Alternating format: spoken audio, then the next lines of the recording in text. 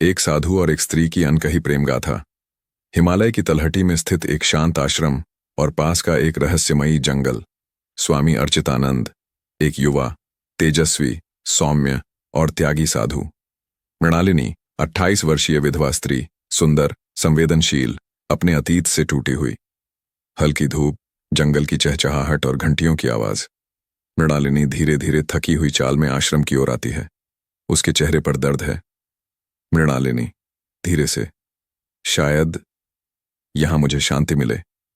स्वामी अर्चितानंद ध्यान की मुद्रा में बैठा है। मृणालिनी उसे देखती है। स्वामी अर्चितानंद आंखें खोलते हैं। भिक्षुणी नहीं हो, लेकिन आंखों में पीड़ा की गहराई लिए आई हो। कौन हो देवी?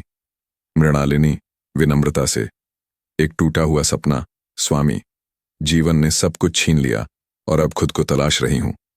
दिन बीतते हैं। मृणालिनी आश्रम में सेवा करने लगती है।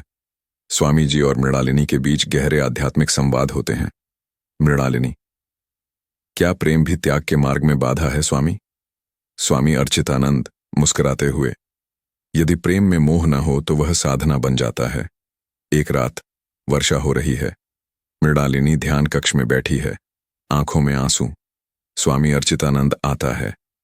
स्वामी अर्चितानंद, कभी कभी ईश्वर भी प्रेम की परीक्षा लेता है। हम दूर रहकर भी किसी के इतने पास हो सकते हैं जितना शब्दों में नहीं कहा जा सकता। मृणालिनी कांपती आवाज में, क्या आपने कभी किसी से प्रेम किया है स्वामी?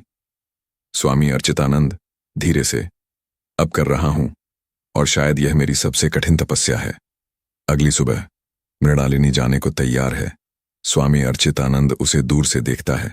मृणालिनी स्वामी के सामने हाथ जोड़कर, आपने मुझे प्रेम सिखाया स्वामी। मैं इस प्रेम को अपने जीवन का आधार बनाकर समाज सेवा में लगाऊंगी। स्वामी अर्चितानंद आंखें नम, तुम मेरी साधना हो मृणालिनी, दूर रहकर भी मुझसे जुड़ी रहोगी। मृणालिनी अब एक आयुर्वेदिक केंद्र चलाती है। स्वामी जी की प्रतिमा उसके कक्ष में है। वह प्रतिमा को देख मुस्कुराती है। कभी कभी जीवन में सबसे सच्चा प्रेम वही होता है जिसे छुआ नहीं जा सकता, सिर्फ महसूस किया जा सकता है। प्रेम जब तपस्या बन जाए तो वह आत्मा तक पहुंच जाता है।